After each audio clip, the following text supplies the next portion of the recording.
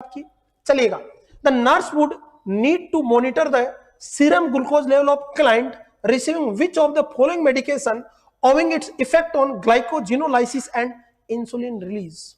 एक nursing officer है, वो किसी मरीज का ग्लूकोज लेवल चेक करेगी। कब? जब इनमें से कौन सी ग्लाइकोजिनोलाइसिस ड्रग चल रही है। समझ रहे मेरी बात? कौन सी ड्रग चल रही है, उस ड्रग के दौरान आपको शुगर चेक करने की जरूरत है। बताइए। The nurse need to monitor the serum glucose level of client receiving which of following medication owing to its effect on glycogenolysis and insulin release। कौन सी ऐसी ड्रग है इनमें से जिसको देने पर आपको लगता है कि शुगर लेवल बढ़ सकता है, इंसुलिन के सिक्रेशन को ये प्रभावित कर सकती है। कौन सी ड्रग? पहला ऑप्शन कह रहा है नोरेफ्रेनिन, जिसको अपन नोरेट बोलते हैं। क्या बोलते हैं? नोरेट। दूसरा है डोपामाइन, तीसरा है प्रोप्रानोल और चौथा एपिनेफ्रिन। अब इन चारों ऑप्शन पे अपन गौर करते हैं। अपना टारगेट ये नहीं कि क्वेश्चन पढ़ना है, अपन उन चारों ऑप्शन से अपन निकालने की कोशिश करेंगे बेटा। नोरेड्रेनालिन जो कि एक कैटेकोलोमैन हार्मोन है, और ये कहां से रिलीज होता है? नोरेट। ये जो नोरेट रिलीज होता है वो वेरी इंपोर्टेंट, कहां से, कौन सी ग्लैंड से? आपकी एड्रेनल मेडुला से रिलीज होता है। कहां से रिलीज होता है? एड्रेनल मेडुला से रिलीज होता है। और इसका बहुत कॉमनली यूजेबल है। नोरेड्रेनालिन है जो कार्डियक प्रॉब्लम में, लाइक जब बीपी वगैरह कम हो तो ये बीपी को बढ़ाने के लिए काम में आता है। कौन? आपका नोरेट। तो वहां पे यूज करते हैं, जिसको नोरेफ्रेनिन बोलते हैं। और ये मोस्ट कॉमनली चलता है हॉस्पिटल में, आईसीयू में आपको कॉमन मिलेगा नोरेट वगैरह। गर्मापोर्ट। दूसरा नंबर है डोबुटामाइन का। डोबुटामाइन जो है कार्डियक जो ग्लाइकोसाइड्स आपकी, ये डोबुटामाइन है, ये हार्ट रेट को बढ़ाने के काम आती है। हार्ट के फोर्सफुल कॉन्ट्रैक्शन के साथ साथ हार्ट रेट को और आपके कार्डियक आउटपुट को बढ़ाती है। तो ये जो डोबुटामाइन है, डोपामाइन, ये बेटा हार्ट फेलियर के मरीजों में यूज करते हैं अपन। कौन से मरीजों में? हार्ट फेलियर के मरीजों में। किसी को आपका हार्ट फेलियर की कंडीशन है या शोक वाली कंडीशन जिसमें कार्डियक आउटपुट कम हो, तो उसको बढ़ाने के अपन डोपामाइन यूज करते हैं।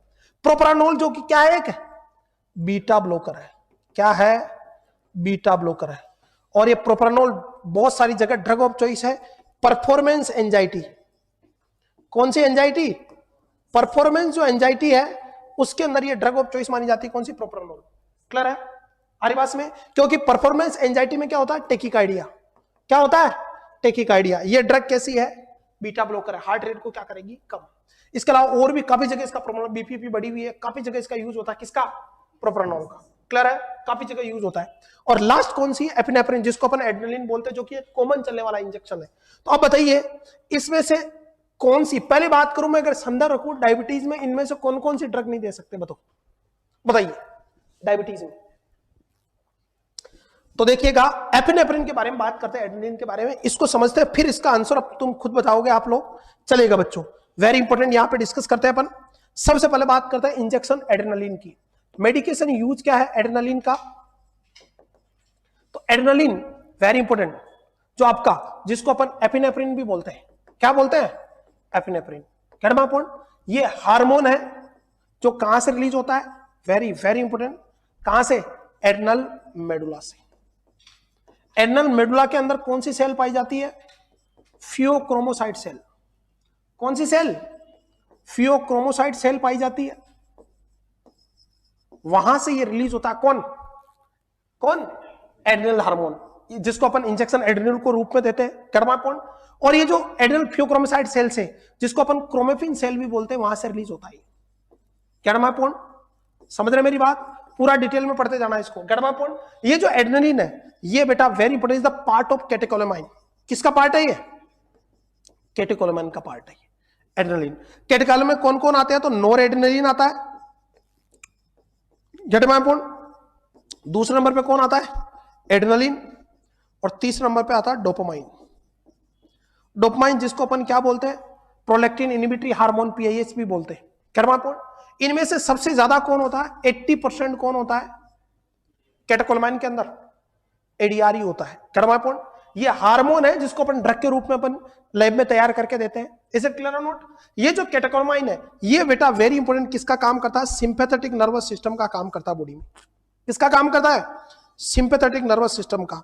और जब ये कैटेकोलोमाइन काम करेगा, सिंपैथेटिक का काम करता है, ये काम करेगा कैटेकोलोमाइन, तो आपका बेटा वेरी इंपॉर्टेंट हार्ट रेट बढ़ेगी। क्या बढ़ेगी? हार्ट रेट बढ़ेगा, आपका कार्डियक आउटपुट बढ़ेगा, आपकी बीपी क्या होगी? इंक्रीज होगी। क्लियर है? इसके अलावा ग्लाइकोजिनोलाइसिस होगा। ग्लाइकोजिनोलाइसिस का मतलब आपके जो बॉडी में लिवर के अंदर जो स्टोर ग्लाइकोजन है उसको तोड़ के कहां लाएगा? ये ब्लड में। आपका लीवर है, लीवर में आपको पता है कि ग्लाइकोजन फॉर्म में एनर्जी स्टोर रहती है एनिमल में। Human is a social animal, ये अरस्तु ने कहा था, we are a social animal, अरस्तु ने कहा था। तो ये जो ग्लाइकोजन है वो स्टोर होता है कहां पे, लीवर में। एक्स्ट्रा ग्लाइकोजन आप डाइट लेते हैं, जरूरत पड़ने पे जब शुगर लेवल कम होगा तो आपके ब्लड में जब ग्लूकोज कम होगा तो ये आपका कौन ग्लूकेगॉन हार्मोन हुआ, ये एडीआर नोरेड हुए, स्पेशली एड्रेनलिन आपका ग्लाइकोजिनोलाइसिस करता है, ग्लाइकोजन को तोड़ता है और कहां लाता है, ब्लड में। तो यानी कुल मिला के ब्लड ग्लूकोज लेवल को क्या करता है, ये बढ़ाता है। कौन, एडीआर। कौन सा, एडीआर, यानी increase blood glucose level. Blood glucose level को बढ़ाता है कौन, एडीआर। क्लियर है।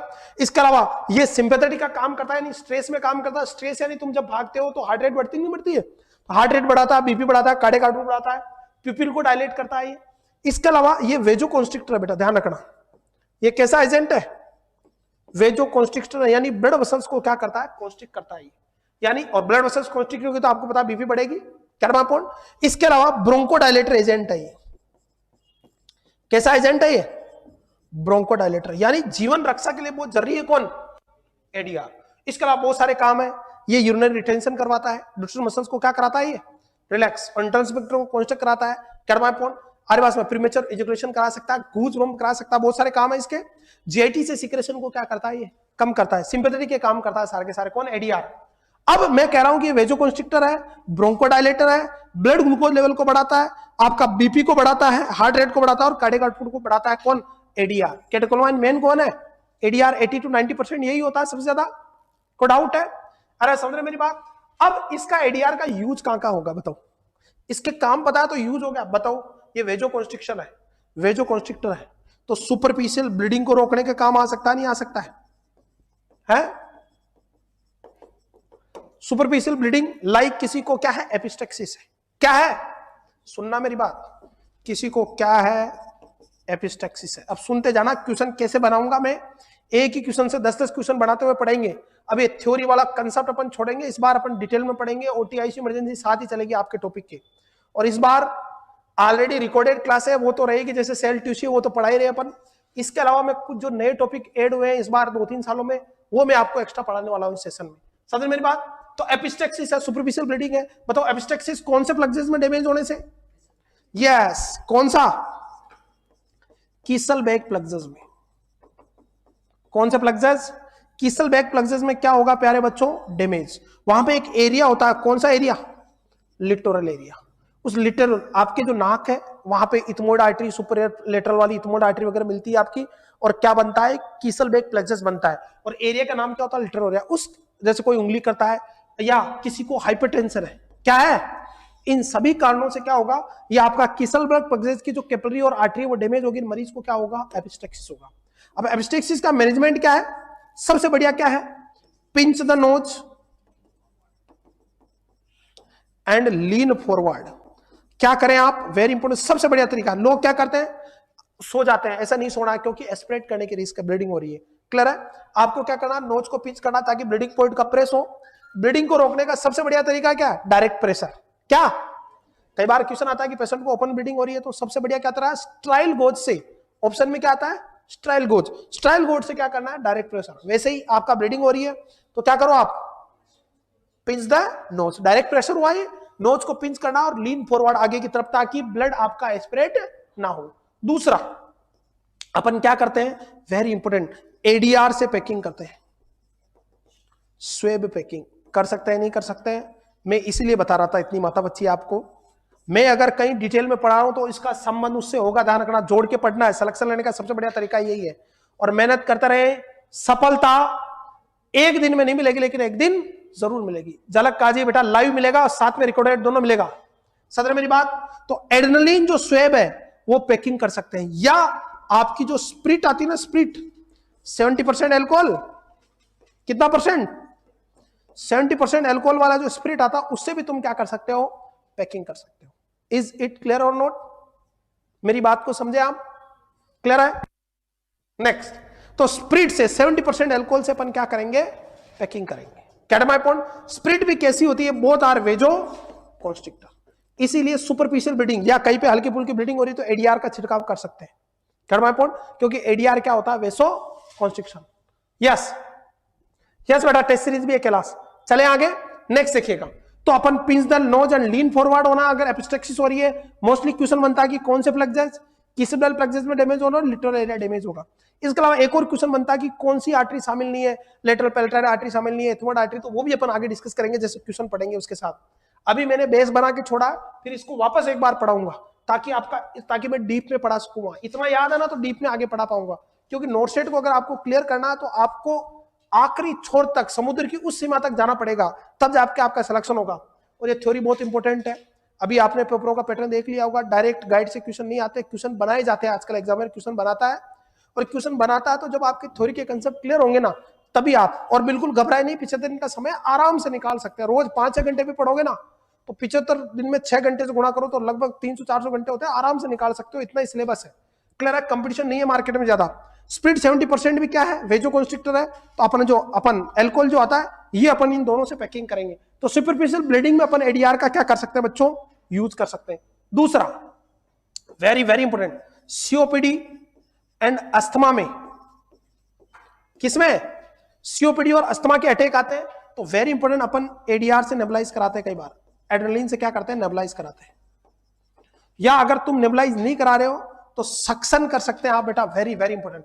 तो सीओपीडी और अस्थमा के केस में भी अपन यहाँ पे इसको एडीआर का यूज कर सकते हैं। और मोस्ट केसेस में अपन इसको एडीआर से नेबुलाइज नहीं कराते, बहुत रेयर चांस है, कई जहां हाई स्टैंडर्ड फैसिलिटी वहां होता है, नॉर्मली इसको आईवी या आईएम दिया जाता है। कर्मापोन आईवी या आईएम कितना देंगे वो भी डिस्कस करेंगे अपन। तो सीओपीडी में और अस्थमा में, क्योंकि ये एडीआर किसका काम करता है, सिंपैथेटिक का, और सिंपैथेटिक का काम करता है तो ब्रोंकोडायलेटर है। बताओ सीओपीडी में और अस्थमा में दोनों में ब्रोंकोडायलेटर, ब्रोंकोकंस्ट्रिक्शन होता है कि नहीं होता है। अस्थमा का मतलब ही ब्रोंकोकंस्ट्रिक्शन है, व्हीजिंग साउंड देखने को मिलेगी, डिज़निया देखने को मिलेगा आपको। और सीओपीडी के अंदर आपको पता पिंक पपर, अरे पिंक पपर, और कौन सा, ब्लू ब्लोटर। बताओ पिंक पपर किसको बोलते हैं, एम्फाइसीमा को, क्योंकि एम्फाइसीमा में क्या हो रहा है, डिस्ट्रक्शन ऑफ एलुलाई, क्या हो रहा है, एलुलाई का डिस्ट्रक्शन हो रहा है बेटा, वेरी इंपॉर्टेंट, एलुलाई डिस्ट्रक्शन हो रहा है। और डिस्ट्रक्शन हो रहा है तो ब्लीडिंग होगी, ब्लीडिंग होगी तो ब्लड कैसा होता है, पिंक, इसलिए इनको क्या बोलते हैं अपन, पिंक पफर बोलते हैं। क्या बोलते हैं, पिंक पफर, किन केस को, एम्फाइसीमा को। और ब्लू ब्लोटर किसको बोलते हैं, क्रोनिक ब्रोंकाइटिस को। किसको, क्रोनिक ब्रोंकाइटिस को। क्यों, क्योंकि क्रोनिक ब्रोंकाइटिस में क्या होता है, साइनोसिस, ऑक्सीजन की कमी होगी, साइनोसिस होगी तो क्या दिखेगा, ब्लू ब्लोटर।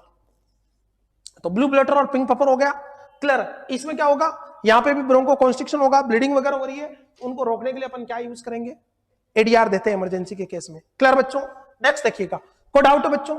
इसके अलावा अस्थमा में क्या होता है, ब्रोंकोस्पाज्म, तो ये ड्रग कैसी है, एडीआर, ब्रोंकोडायलेटर, तो वो अपन यूज कर सकते हैं आईवी आईएम इमरजेंसी केस में। इसके अलावा very important, to prevent bleeding during suction, suction के दौरान ब्लीडिंग को रोकने के लिए, very important, suction with injection adrenaline. याद आ गया, अपन क्या लेंगे, 1 ml, 1 एम्पूल क्या लेंगे, 1 ml में क्या आता है, 1 mg, 1 mg एडीआर लेंगे, उसको 10 ml एनएस में मिलाएंगे और डायरेक्ट अपन ईटी ट्यूब या टीटी ट्यूब के थ्रू ट्रेकिया में डाल देंगे और हैंड टू हैंड क्या करेंगे, सक्शन करेंगे। ये वेजो कॉन्स्ट्रिक्शन है तो ब्लीडिंग को क्या करेगा, रोकेगा। तो कई बार क्वेश्चन आता है कि अगर सक्शन के दौरान ब्लीडिंग हो रही है तो उसको रोकने के लिए कौन सी ड्रग यूज में ली जाती है, एडीआर। हर बात में, क्योंकि ये कैसा, वेजो कॉन्स्ट्रिक्शन आपका, वेरी इंपॉर्टेंट। ये कौन है आपका, ट्रेकिया। ट्रेकिया में अगर ब्लीडिंग हो रही है, आपने क्या किया, सक्शन ट्यूब डाली, तो उसके पहले क्या डाल दो, क्या इंस्टिल कर दो, एडीआर। एडीआर क्या कराएगा, वेजो कॉन्स्ट्रिक्शन, जिससे क्या होगी, ब्लीडिंग रुक जाएगी। दूसरा, एडीआर सिंपैथेटिक का काम करता है तो हार्ट रेट को भी क्या करेगा, बढ़ा के रखेगा। समझ मेरी बात, दोनों वेगस वेगोलाइटिक एजेंट है, यानी वेगस को डिकम्प्रेस करता है। वेगस कम रहेगी तो हार्ट रेट कम नहीं होगी, क्या होगा, वेगस को काम नहीं करने देगा। ये सिंपैथेटिक का काम करता है तो हार्ट रेट भी बढ़ाता है, लेकिन बेस्ट कौन रहता है वहां पे, एट्रोपिन। अगर हार्ट रेट बढ़ानी तो सक्शन के साथ बेस्ट क्या रहता है, एट्रोपिन। लेकिन ब्लीडिंग रोकनी तो बेस्ट क्या रहता है, क्या माय पॉइंट। नेक्स्ट देखिएगा, इसके अलावा आरिबास में, क्लियर है, आरिबास में तो सक्शन किससे करना, एडीआर के साथ करना आपको। इसके अलावा वेरी इंपॉर्टेंट, किसी को एनाफाइलेटिक शॉक, क्या हो बेटा, एनाफाइलेटिक शॉक, इसके बारे में अपन पूरा लेक्चर पढ़ेंगे, शॉक के बारे में खोल कर रख देंगे। इससे 2 क्वेश्चन आते हैं प्री और मेंस में, एक प्री और एक मेंस में, इसको खोल कर रख देंगे, डोंट वरी। किसी को एनाफाइलेटिक शॉक है, एनाफाइलेटिक जो शोक की जो रिएक्शन होती है वो मोस्टली बेटा हिस्टामिन इंड्यूस होती है, ये क्वेश्चन ध्यान रखना। और ये हिस्टामिन इंड्यूस होने की वजह से पेशेंट को क्या होता है बेटा, very very important, heart rate क्या हो जाती है, डिक्रीज है, कार्डियक आउटपुट क्या हो जाता है, डिक्रीज, मेसिव वेजोडाइलेशन होता है, इनकी वजह से टिश्यू परफ्यूजन क्या हो जाता है, कम। टिश्यू परफ्यूजन क्या होता है आपकी बॉडी में, कम। ये जैसे शोक वाली कंडीशन होगी, आपका शोक वाली कंडीशन में हमेशा कार्डियक आउटपुट क्या होता है, कम।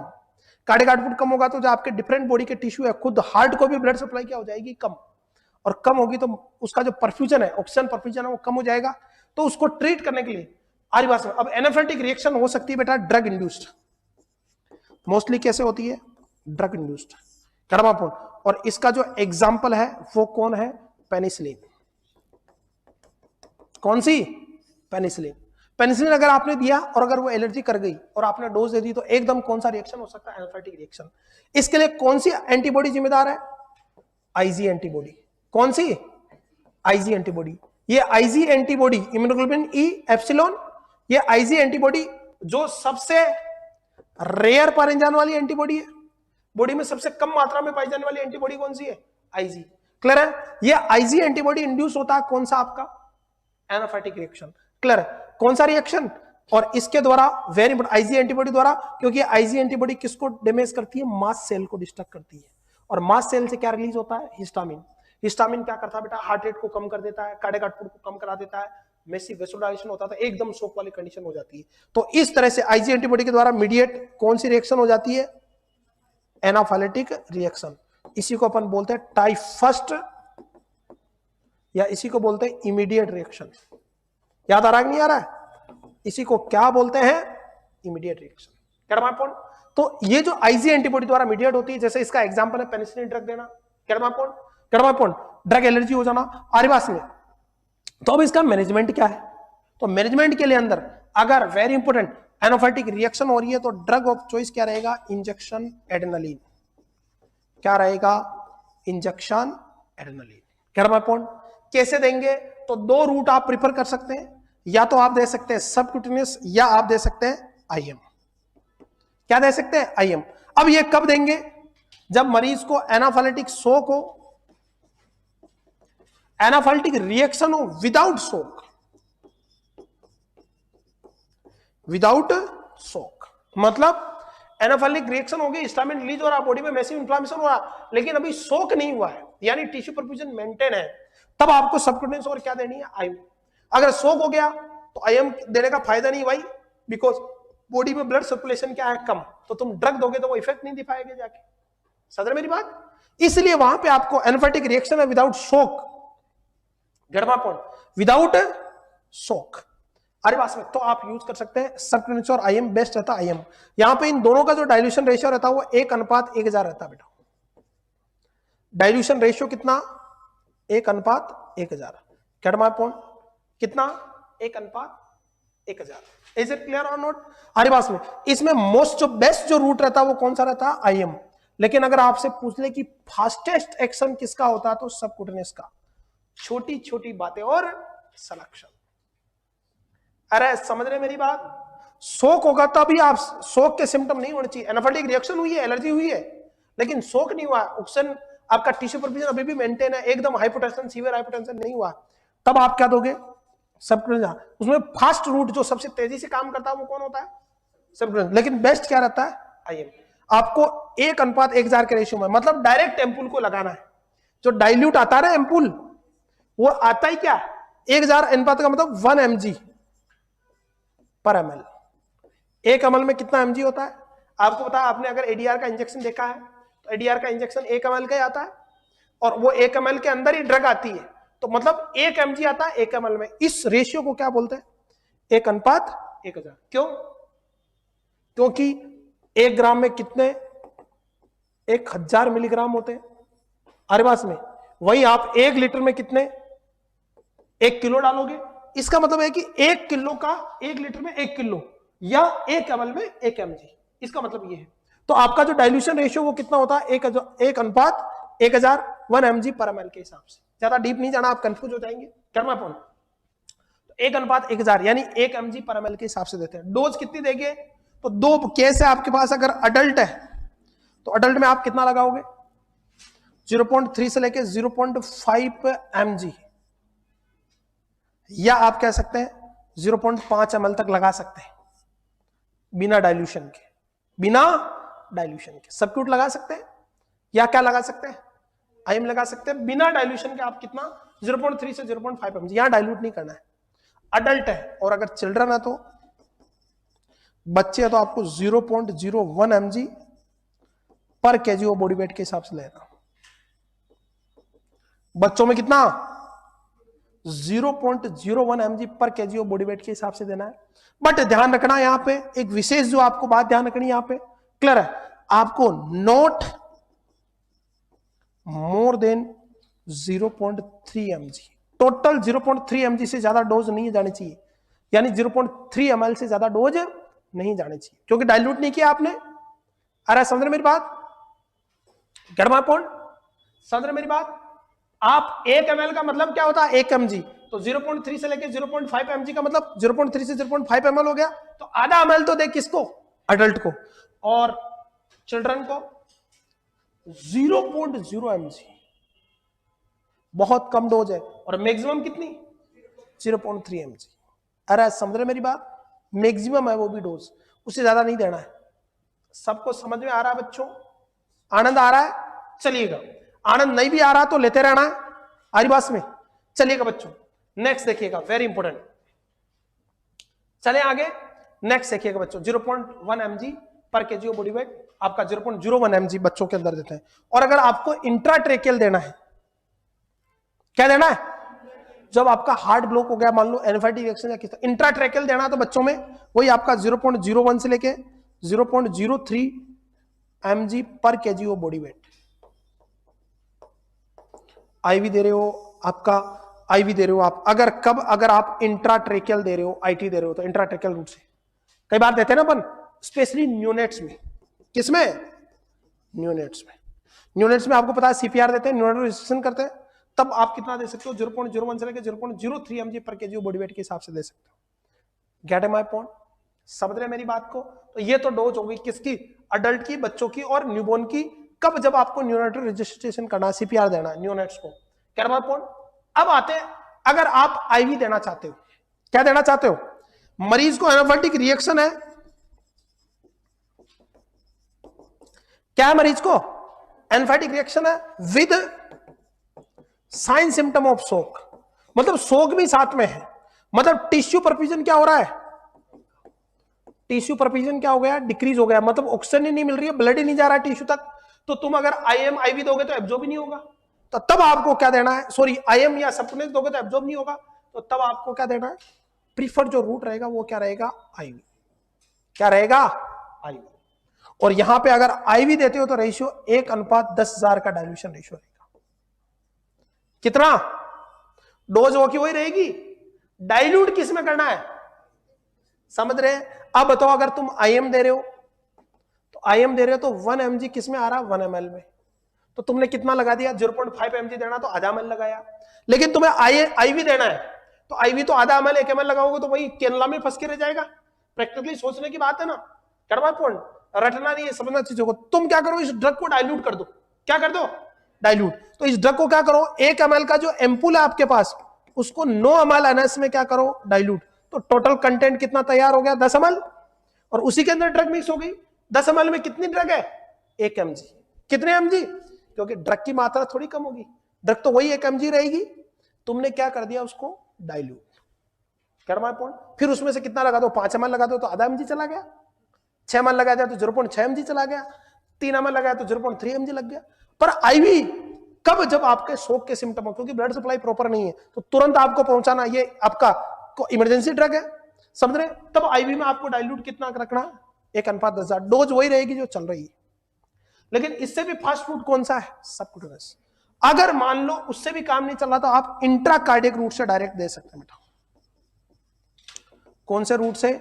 एकमात्र ड्रग जो इंट्राकार्डियक रूट से दी जा सकती है वो दी जा सकती है बेटा इंजेक्शन एड्रेनलिन। जब एनाफाइटिक शोक हो, इंजेक्शन एड्रेनलिन, ये आपका वही डाइल्यूशन जो रेशियो रहेगा इंट्राकार्डियक का, वो बेटा वही 1:1000 ही रहेगा।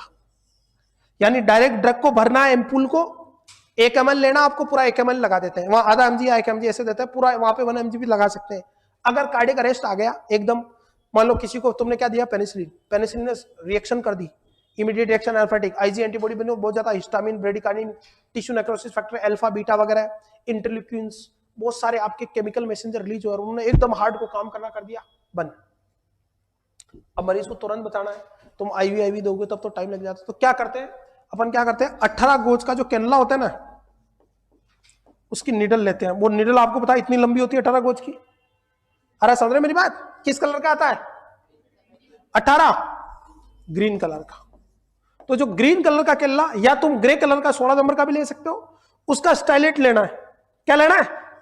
स्टाइलेट। और उसको सीधा आप क्या करोगे, लेफ्ट 4th इंटरकोस्टल स्पेस में मिड क्लेविकुलर लाइन पे डालोगे और उसी के थ्रू क्या कर दोगे, ड्रग पुश कर दोगे। ये हमने किया प्रैक्टिकली एक बार। एक पेशेंट आया था रोमेटिक फीवर का, किसका, और लगभग 38 ईयर फीमेल थी with history of the 2 live baby आरवास में, और उसको पता नहीं रोमेटिक फीवर हुआ, सीवियर एंडोकार्डाइटिस हो गया उसको, कर्मापुंड, उसकी वजह से उसका वजन लगभग आ गया 40 किलो के आसपास, बहुत ज्यादा वीकनेस हो गई। अब उसको क्या, हमने पहले टेस्टिंग करी किसकी, आपका डॉक्टर ने रोमेटिक फीवर वगैरह में इसमें ड्रग ऑफ चॉइस क्या रहती है, पेनिसिलिन जी, पेनिसिलिन आपका बेंजाथिन पेनिसिलिन वगैरह यूज करते हो, तो बेंजाथिन पेनिसिलिन 15 लाख यूनिट आती है, आपको पता है इंजेक्शन आता है, उसको डाइल्यूट करके 5 ml में और मोटी वाली निडल से लगाते हैं। तो एएसटी किया, एएसटी एकदम सही थी। जैसे किसी स्टाफ ने, हमारे साथी ने लगाया, उसको 1 मिनट में पेशेंट की डेथ हो गई। उस समय हैंड टू हैंड हमने क्या लगाया, इंट्राकार्डिक रूट से, क्लियर। हालांकि रिवाइव नहीं हो पाई वो, क्योंकि उसका पहले से फिजिकली फिट नहीं थी वो फीमेल, लेकिन इस तरह से रूट से ज्यादा, और उससे रिकवरी हो सकती है, चांस रहता है। तो डायरेक्टली 4th इंटरकोस्टल केस में कैनला की मदद से डाल दे आप कैडमाइपोन, और क्या कर सकते हैं, पेशेंट को सर्वाइव करा सकते हैं कैडमाइपोन। तो अपन एडीआर अगर इंट्राकार्डिक रूट से दे रहे हो तो आप क्या, आपका इंट्राकार्डिक रूट से 1:1000 के रेशियो में 18 गोज का कैनला लेफ्ट 4th इंटरकोस्टल स्पेस में मिड क्लेविकुलर लाइन में डायरेक्ट आप इंसल्ट कर सकते हो, पूरा का पूरा एम्पूल 1 ml अरिवास में। तो उससे भी आपको, उससे क्या होगा, हार्ट तुरंत क्या करेगा, काम। समझ मेरी बात? क्यों? क्योंकि जैसे तुमने एडीआर डाला, ये तुम्हारा लवली हार्ट है, हार्ट की जो मायोसाइट सेल है, सेल तो सेल के चारों तरफ कौन होते हैं, रिसेप्टर। यहां पे रिसेप्टर होते हैं बीटा 1, बीटा 2, अल्फा 1, अल्फा 2, ऐसे रिसेप्टर होता है ना। बीटा 3 रिसेप्टर भी होते हैं, 3 रिसेप्टर होते हैं बीटा के, बीटा 1, बीटा 2, बीटा 3, और अल्फा के अल्फा 1 और अल्फा 2 होते हैं। तो ये जो बेटा एडीआर है वो डायरेक्ट कहां एंटर करता है, बीटा मायोसाइट सेल है हार्ट की, उनके बीटा 1 और बीटा 2 रिसेप्टर के थ्रू अंदर जाता है, और अंदर जाके कैल्शियम को बुलाता है। तो सेल में कैल्शियम की एंट्री बढ़ जाती है, और कैल्शियम आपको पता है एक्टिन और मायोसिन के फाइबर को कॉन्ट्रैक्ट कराता है। एक्टिन और मायोसिन के फाइबर कॉन्ट्रैक्ट करेंगे तो मायोकार्डियम जो मसल है वो क्या करेगी, कॉन्ट्रैक्ट, और मायोकार्डियम कॉन्ट्रैक्ट करेगा तो हार्ट रेट क्या होगी, बढ़ेगी, तुरंत एक्शन करता है। ये किस रिसेप्टर के थ्रू, बीटा और अल्फा रिसेप्टर के थ्रू, मेनली बीटा रिसेप्टर के थ्रू काम करता है। कौन? तो हार्ट रेट को बढ़ा देता है, तो तुरंत काम में, इमरजेंसी में काम आता है। इज इट क्लियर और नॉट? तो ये थोड़ा ध्यान रखना आपका एडीआर के बारे में। इज इट क्लियर और नॉट? आरिवास में तो इंट्राकार्डिक रूट से अपन यहाँ पे यूज कर सकते हैं। कैडमाइपोन, अरे समझ रहे मेरी बात? इसके अलावा डेंटल प्रोसीजर जो होते हैं ना, बहुत सारे डेंटल प्रोसीजर में अपन जैसे इंजेक्शन लगाते हैं, जैसे दांतों में इंजेक्शन वगैरह लगाते हैं, कोई डेंटल प्रोसीजर कर रहे हैं अपन, या जैसे आपको दांत उखाड़ना है, उसका पेशेंट का दांत निकालना है, टीथ रिमूव करना है, या कोई कैविटी को फिल करना है, तो दर्द तो होगा, तो चारों तरफ अपन क्या लगाते हैं, इंजेक्शन लगाते हैं, क्लियर है। तो अपन इसमें क्या यूज करते हैं, लिग्नोक्वेन प्लस इंजेक्शन एडीआर, दोनों का मिक्सअप आता है। अगर आपने देखा होगा हॉस्पिटल में, तो एक तो प्लेन लिग्नोक्वेन आती है 2%, आरिवास में इंजेक्शन लिग्नोक्वेन 2%, और इसके साथ कुछ ऐसी आती है जिसमें लिग्नोक्वेन विद एडीआर आता है आरिवास में। वहां लिग्नोक्वेन जो एडीआर आता है वो किस रेशियो में आता है, तो वहां पे 1:1000 के रेशियो में आता है, मतलब डायरेक्ट ड्रग में मिला जाती है, रेशियो ये रहता है वहां पे, कैडमाइपोन एडीआर के साथ, लिग्नोक्वेन विद एडीआर, कैडमाइपोन। अब यहां पे एडीआर इस रेशियो में होता है। अब वेरी इंपोर्टेंट, इस पे नहीं जाना आपको, वापस मैं बैक कर रहा हूं आपको, इसको देखिएगा। अब लिग्नोक्वेन एडीआर अगर डेंटल प्रोसीजर में यूज रहे तो बेस्ट रहता है 1:80,000 वाला रेशियो। बेस्ट क्या रहता है, 1:80,000 वाला रेशियो आता है लिग्नोक्वेन एडीआर। अगर डेंटल प्रोसीजर में काम ले रहे तो एडीआर विद लिग्नोक्वेन लगाएंगे, उसमें एडीआर मिक्स आता है। अगर ये ऑप्शन नहीं है तो 1:1,00,000 सही जाएगा आरिवास में, ये बेटा सेकंड बेस्ट है। और अगर ये भी ऑप्शन नहीं है तो कुछ ड्रग जो है वो 1:2 लाख के रेशियो में आती है। एडीआर विद ग्लूकोन कितने रेशियो में? 1:2 लाख के रेशियो में आता है। कर्मापन ये थर्ड बेस्ट है। Best is 1:80,000, second best is 1:10,000 का रेशियो। इज इट क्लियर और नॉट? समझ मेरी बात?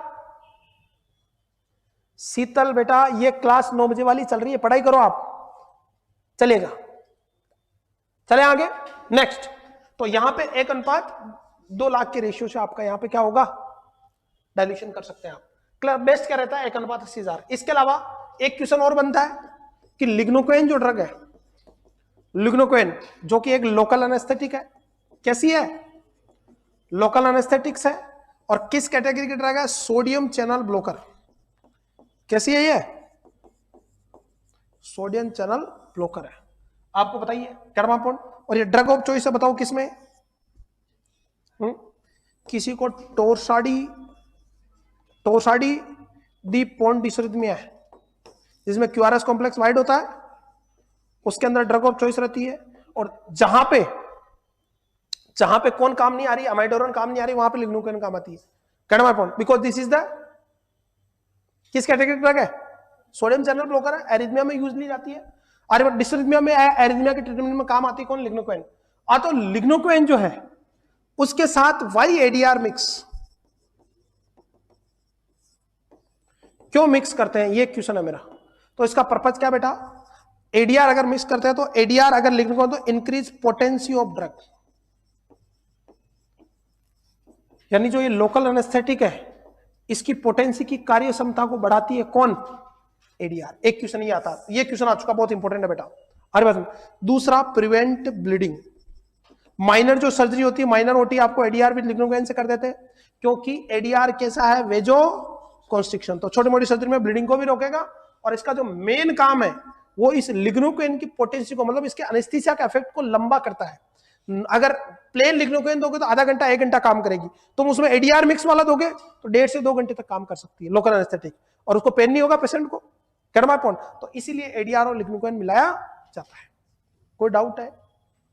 अब बताओ किसी को एडीआर से एलर्जी है, जैसे राम बेटा किसी को एडलार से एलर्जी है तो आप, और एनाफाइलेटिक शॉक है, तो अब क्या दोगे? कर्मापॉन। मेरा क्वेश्चन यह है कि पेशेंट को एड्रेनलिन से क्या है? एलर्जी है। सुनना मेरी बात।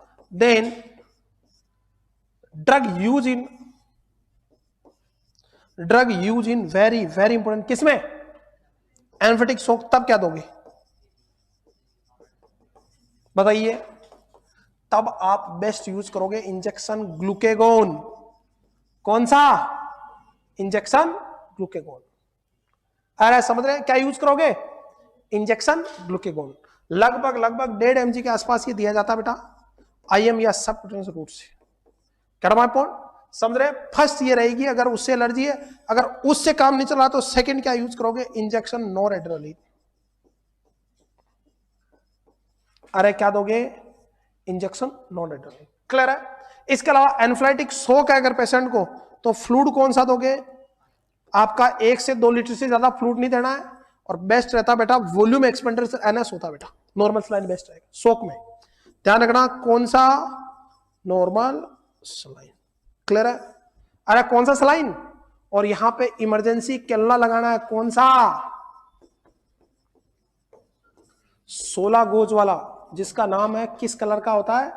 ग्रे कलर का। ये थोड़े क्वेश्चन ध्यान रखना। इमरजेंसी कोलोना 16 गोज का होता है, ग्रे कलर इमरजेंसी कलर। और अगर ब्लड ट्रांसफ्यूजन की बात कर ले आपसे कोई, तो ब्लड ट्रांसफ्यूजन के लिए कौन सा कैनला यूज करोगे? 18 गोज का, जो किस कलर का होता है? ग्रीन कलर का। ये थोड़ा ध्यान रखना।